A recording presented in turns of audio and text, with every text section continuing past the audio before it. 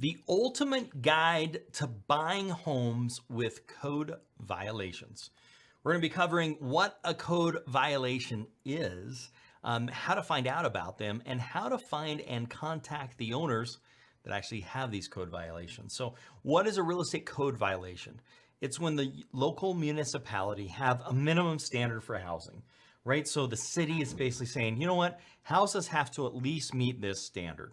This is typically safety, sanitation, and suitability, although I see this get taken much further than that in a lot of cases. So they want properties, the city municipality wants properties to meet a certain basic standard. Okay, so honestly, many cities and municipalities don't look at it that way. They look at it as a way to make money. They want to find. So regardless, this is what a violation actually looks like. You can see one here. This was from Baltimore, and you can see, hey, here's the violations.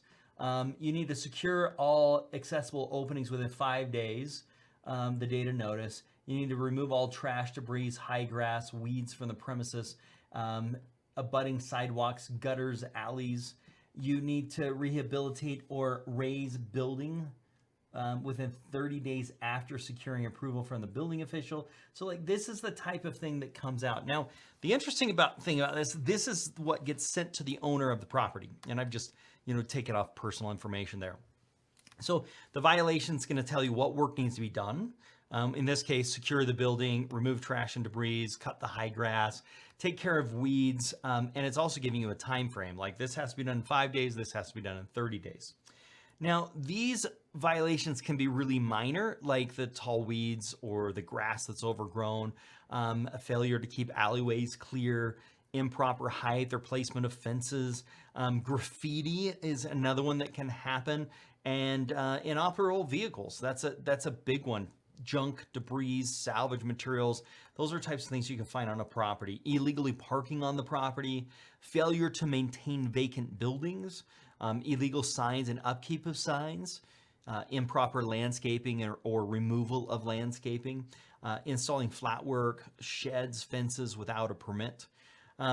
Also, these violations can be pretty serious. They can be pretty major. For example, that the property is just uninhabitable, which basically means that the occupancy certificate that was given on this house initially when it was completed is taken away, saying no one can live in this property.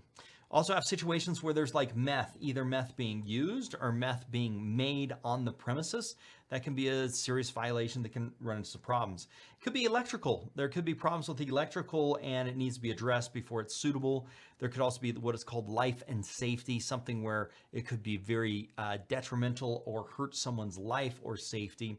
And also mechanical, right? Like mechanical problems that are actually happening with the property. That could be plumbing. It could be protection from the elements. It could be safety from fire. So there's a lot of stuff that can happen on these properties.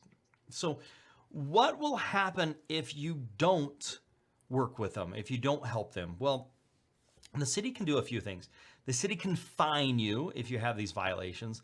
The city can take the property if they want to through a process. And the violation of overgrown lawn, a homeowner can cut the grass, call for an inspection, and most likely that will resolve it, but it may result in some fines and some penalties as well. But what if it's a major problem? Okay, so if somebody owns the house, they've got overgrown weeds, they take care of the weeds, they come take an inspection. Okay, that takes care of it. But like, what if your roof's caved in and you don't have the money to take care of that? And for some reason, your insurance isn't going to take care of that. What if the owner doesn't have the money to fix the problem? Then the owner has a serious major problem, right? Like if they can't take care of it, then what? What do we do? Well, a pro tip I want to give you guys is if you cross-reference code violations to non-owner occupieds, you'll more than likely find burnt out landlords. And that can be a really good place for finding properties, is these burnt out landlords. Now, why are these important to get investors, and how can we get this information? Well, violations are public information, okay? You can call the city, you can call the code violations, you can ask for a list of code violations. If your city won't give it to you, you have to go freedomofinformationact.gov. This Freedom of Information Act website tells you and can give you a formal letter that you can request that information formally. Most of the cities don't have an issue giving it to you. Some of them may be a little hard. Now, lots of people say, man, my city doesn't really want to give it to me. I don't want to go through the hassle of the Freedom of Information Act.